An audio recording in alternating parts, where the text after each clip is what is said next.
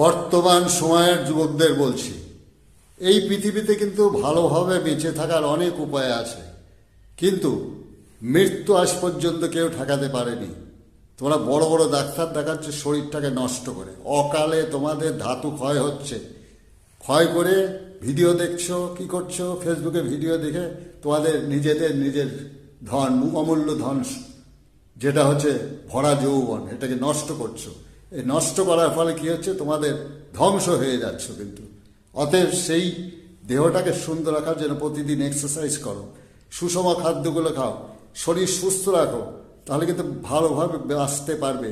নইলে ব্রেন নষ্ট হয়ে যাবে, অবশেষে পাগল হবে। পাগলের ডাক্তার কিন্তু প্রচুর আছে পৃথিবীতে, তারা ওই পাগল সারায়, হয়তো ঘুমের বড়ি খাওয়াবে আর তোমাকে মেরে ফেলে অকালে। অতএব জীবনটাকে উপভোগ করার জন্য, ভালোভাবে বাঁচার অনেক উপায় আছে। ভালো থাকবে।